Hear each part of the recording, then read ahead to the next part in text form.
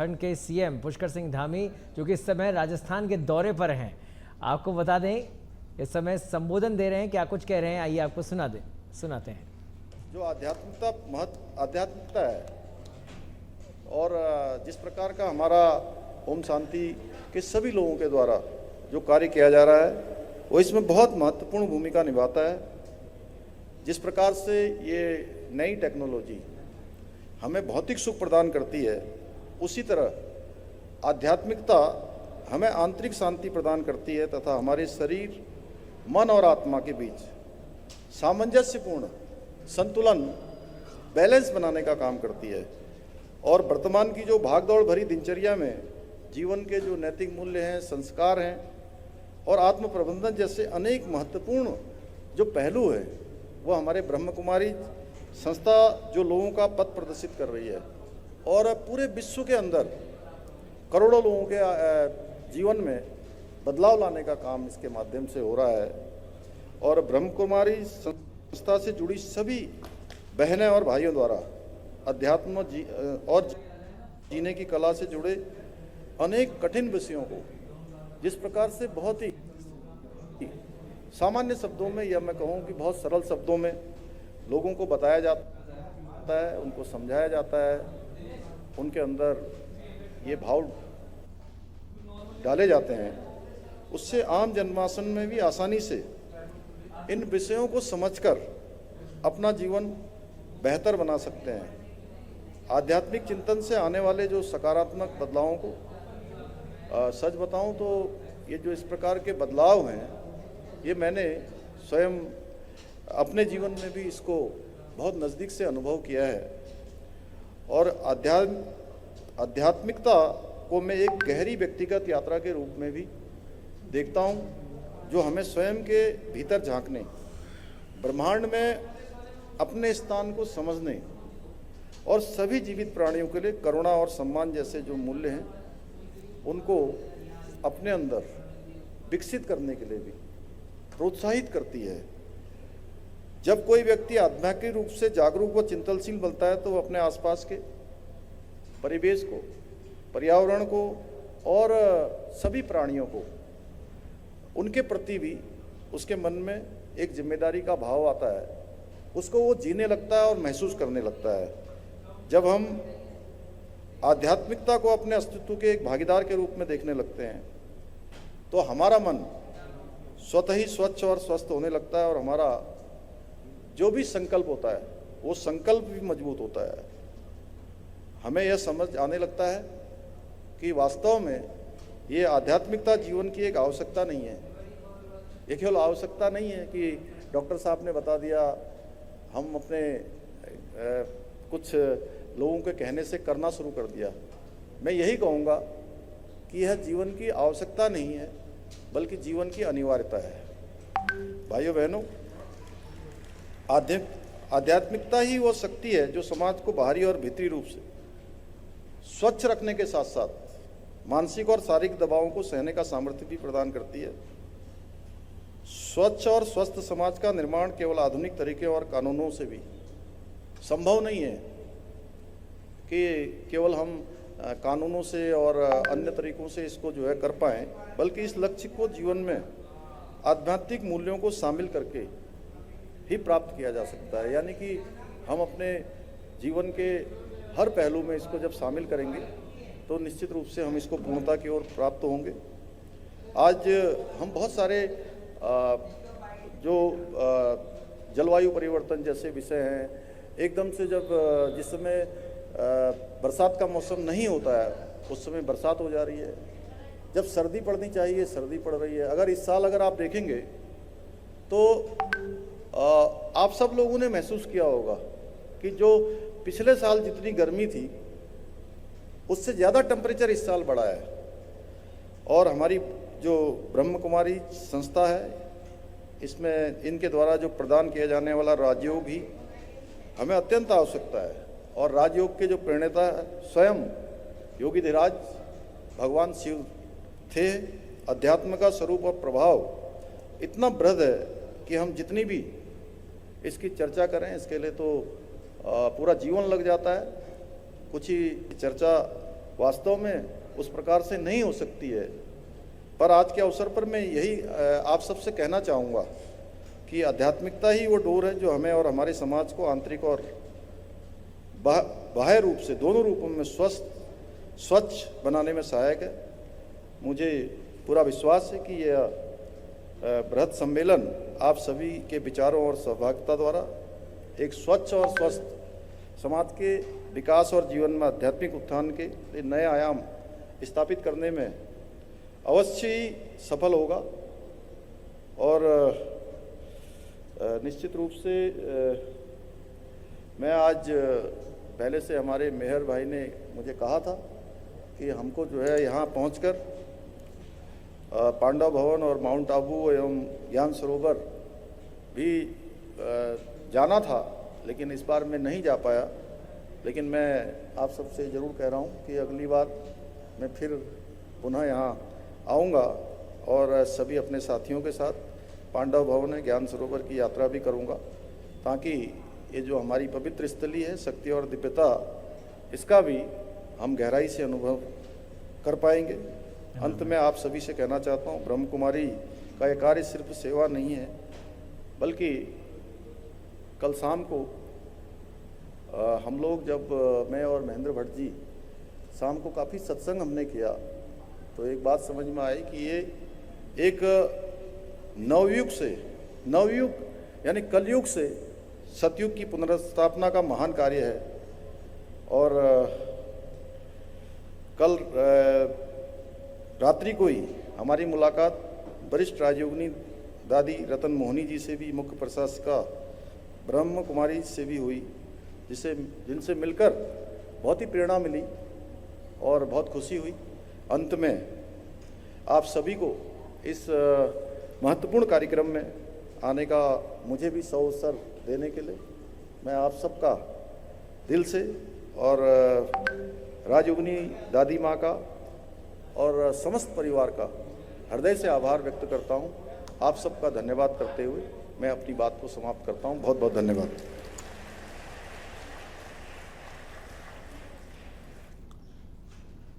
रुक करते हैं अगली खबर का। उत्तराखंड के टिहरी गढ़वाल से जूनियर हाई स्कूल शिक्षक संघ के पदाधिकारी ने शिक्षा मंत्री धन सिंह रावत से मुलाकात की। हाई स्कूल शिक्षक संघ के अध्यक्ष उमेद नेगी ने बताया कि हमारे जिले में जूनियर हाई स्कूल प्रधानाध्यापक और प्राथमिक हाई स्कूल प्रधानाध्यापक के लिए पदोन्नति की प्रक्रिया चल रही थी।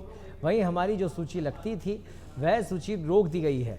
इस वजह से हमें काफ़ी दिक्कतों का सामना करना पड़ रहा है और इसी को लेकर हमने शिक्षा मंत्री धन सिंह रावत से मुलाकात की और अपनी बात उन तक रखी। मैं उमेद नेगी हूँ सर, मैं जिला महामंत्री जूनियर हाई स्कूल शिक्षक संगठन पूर्व माध्यमिक टिहरी गढ़वाल। और हमारा जो मुख्य प्रकरण आज जो हम आपके समक्ष वार्ता कर रहे हैं वो यह है कि हमारे जिले में जूनियर हाई स्कूल प्रधानाध्यापक के लिए, प्राथमिक स्कूल के प्रधानाध्यापक के लिए पदोन्नति प्रक्रिया गतिमान थी और काउंसलिंग भी हो गई है, लेकिन कुछ निदेशालय से अड़चन आने के बाद वो काउंसलिंग जो सूचना उधम सिंह नगर के खटीमा में हेमवंती नंदन बहुगुणा पीजी महाविद्यालय में ड्रेस कोड को लेकर विद्यालय प्रशासन और कुछ छात्र नेता आमने सामने आ गए हैं।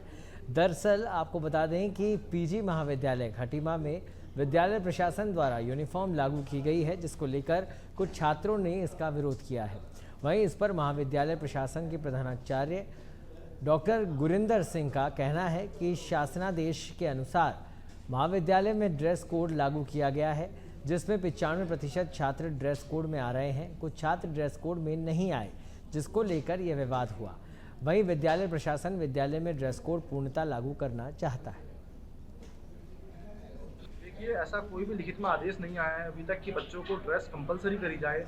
हम जिस सीमांत क्षेत्र के महाविद्यालय में पढ़ते हैं उस महाविद्यालय में कई ऐसे परिवार हैं कि इतने गरीब परिवारों से हैं कि अपनी फीस भरने के लिए भी उन लोगों को बहुत बार सोचना पड़ता है कि हम फीस कैसे भरेंगे, कहाँ से लाएंगे फीस। तो ऐसी स्थिति में बच्चों पर ड्रेस का दबाव थोपना बच्चों को कॉलेज गेट पे रोक देना कि आपने ड्रेस नहीं पहनी है, आप कॉलेज के अंदर नहीं आ सकते हो। तो आज कुछ उसी प्रकार हुआ कि बच्चों को महाविद्यालय द्वारा गेट के बाहर कर दिया गया कि आप ड्रेस पहन के नहीं आए हो। तो उसी का विरोध छात्र संघ ने दर्शाया है और उसी का विरोध करते हुए हमारी प्राचार्य जी से बात हुई है। और महाविद्यालय में देखिए जो ड्रेस बना सकता है वो ड्रेस बनाए, लेकिन जो महाविद्यालय में ड्रेस नहीं बना सकता है उसके लिए आप कंपलसरी नहीं कर सकते। ड्रेस कोड लागू किया गया है और ड्रेस कोड में बच्चे लगभग 95% छात्र छात्राएं आ रहे हैं। कुछ बच्चे हैं जिनकी कुछ मजबूरी रही जिसकी वजह से इस प्रकार की स्थिति उत्पन्न हुई, उनको अतिरिक्त समय दे दिया गया है और किसी प्रकार का कोई विवाद महाविद्यालय में। प्रदेश को जल्द ही 2 नए मेडिकल कॉलेज मिलने जा रहे हैं। आपको बता दें कि एक हरिद्वार में 100 बेड का मेडिकल कॉलेज का रास्ता साफ हो गया है, तो दूसरी तरफ टिहरी गढ़वाल में भी एक और नया मेडिकल कॉलेज बनने जा रहा है। वहीं मेडिकल कॉलेज को लेकर कांग्रेस ने आज सवाल खड़े किए हैं। कांग्रेस का कहना है कि इतने मेडिकल कॉलेज तो बन रहे हैं, लेकिन आज स्थिति यह है कि प्रदेश भर में डॉक्टर्स नहीं हैं, जिस पर बीजेपी के प्रदेश उपाध्यक्ष ज्योति प्रसाद गैरोला ने भी पलटवार किया है।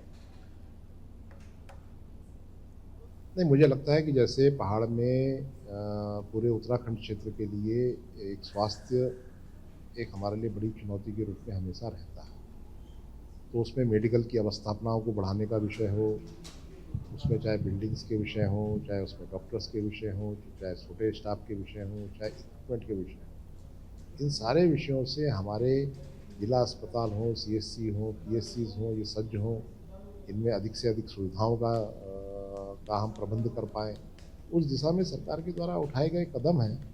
और जितने अधिक मेडिकल कॉलेज बनेंगे, और क्योंकि हमारी केंद्र सरकार का भी सोचना ये रहता है। खबर रुद्रप्रयाग के केदारनाथ से है, जहां पर विधानसभा में उपचुनाव होने जा रहे हैं, जिसे लेकर कांग्रेस ने कई सवाल उठाए हैं। आपको बता दें, जिसके बाद भाजपा के प्रदेश अध्यक्ष ने इस मामले में कहा कि हमने चुनाव को लेकर 5 मंत्रियों को वहां नहीं लगाया है, बल्कि केदारनाथ में जो आपदा आई थी उसे आपदा का दर्द लोगों से कैसे बांटा जाए, इसके लिए हमने 5 मंत्री वहां पर लगा रखे हैं। महेंद्र भट्ट जी को शायद खुद अपना बयान हास्यास्पद लगना चाहिए, अपना मजाक उड़वा रहे हैं वो इस तरह का बयान देके। केदारनाथ उपचुनाव होने वाले हैं और आप कह रहे हैं कि हमने उपचुनाव के मद्देनजर नहीं भेजा है 5 मंत्रियों को, हमने तो दुख और परेशानी जानने के लिए भेजा है। जिस वक्त आपदा आई थी उस वक्त तो किसी ने सुध ली नहीं केदारनाथ घाटी की जनता की, और अब आप 5 मंत्री भेज रहे हो। साफ तौर पर कहिए ना कि आप वहाँ पैसे बांटने के लिए भेज रहे हैं, आप वहाँ उनको रिझाने के लिए भेज रहे हैं, और कहीं ना कहीं आपको हालत अपनी खस्ता।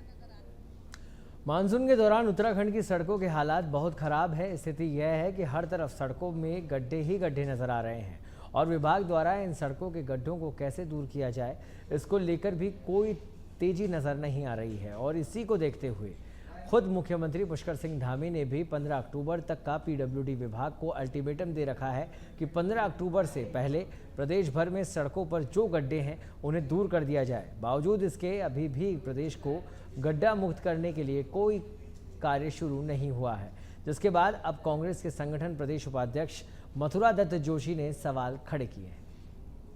ये मुख्यमंत्री जी का ब्यूरोक्रेसी में कोई हस्तक्षेप नहीं रहा है, न कंट्रोल रहा है। सरकार का कोई इकबाल बुलंद नहीं है, सरकार का इकबाल मानने को कोई अधिकारी तैयार नहीं है।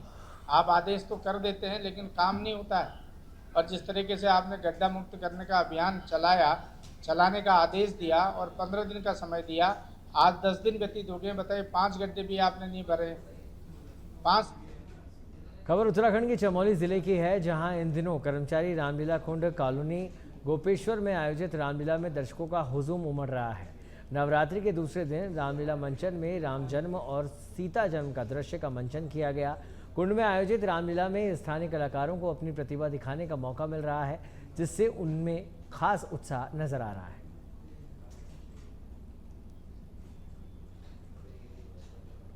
खबर उधम सिंह नगर के सितारगंज से है, जहां पर पिथौरागढ़ से चलकर आर्मी की OP सूर्य समाधान की एक टीम चंपावत, टनकपुर, बनवास, खटीमा, नानक मत्ता, से होते हुए एक्स आर्मी फौजियों से संवाद करने सितारगंज पहुंची, जहां पर उनका स्वागत किया गया है।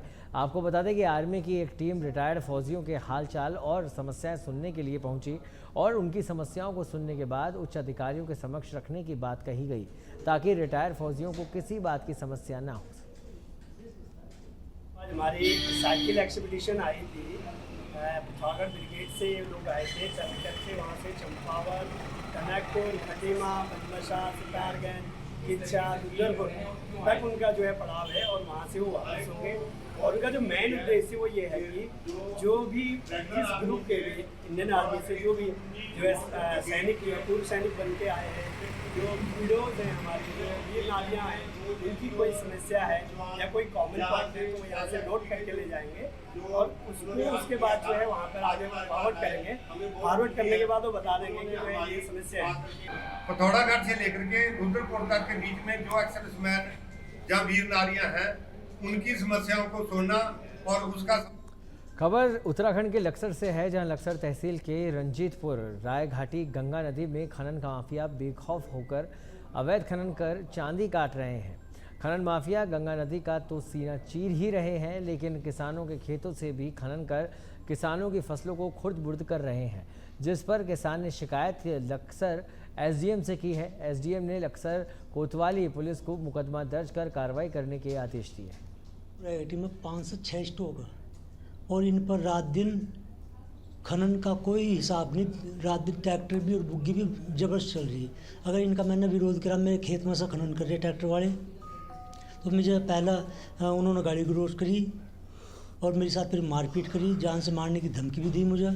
मेरे पर कल की, परसों की और आज की 4 दिन की वीडियो मेरे पास मौजूद है। नहीं, मुझे अभी शायद कुछ देर पहले कुछ वीडियो भी भेजे थे जसपुर रंजीतपुर के, तो पटवारी को बोला है एक बार जांच कर लेंगे, थोड़ा पुलिस को भी बता दिया जाएगा भाई थोड़ा रात्रि गश्त जो है बढ़ा दें, क्योंकि पुलिस को थोड़ा सक्रिय रहेगी तो पुलिस को सक्रिय रहना जरूरी है। तो थोड़ा इन्फॉर्म को कर देंगे चौकी इंचार्ज को कि रात को, दिन में तो कोई बात नहीं, दिन में तो हम लोग देख लेंगे। खबर देहरादून से है, जहां पर धर्म के नाम पर अफवाह फैलाने वालों पर अब पुलिस शिकंजा कसेगी। इसी कड़ी में देहरादून एसएसपी अजय सिंह का कहना है कि कुछ समय से ऐसा देखने को मिला रहा है कि किसी धर्म पर आधारित कोई प्रकरण आता है तो लोग धार्मिक रूप से आवेश में आकर प्रतिक्रिया देते हैं। तो उनसे यही अपील है कि अगर कोई ऐसा मामला आता है तो पुलिस अपना काम कर रही है। पूर्व में भी जो मामले हुए उस पर तत्काल आरोपियों की गिरफ्तारी की गई है। आज का विगत कुछ समय से ऐसा देखने में आया कि कहीं ना कहीं जब विभिन्न समुदाय का हो या विभिन्न धर्म का आधारित कोई प्रकरण आता है तो कहीं ना कहीं लोग धार्मिक रूप से इसमें आवेश में आने की और प्रतिक्रिया ज़्यादा कर रहे हैं। तो इसमें मेरी सभी से अपील है कि ऐसे कोई भी इंडिविजुअल मैटर अगर होते हैं तो उसमें पुलिस अपना काम कर रही है। जिस तरह आपने देखा कि पूर्व में भी 1-2 इंसिडेंट हुए थे, तत्काल अभियुक्तों की गिरफ्तारी करना या साक्ष्य संकलन करने के लिए उसमें विभिन्न टीमें तत्काल लगा दी जाती है। तो मैं यही अपील करूँगा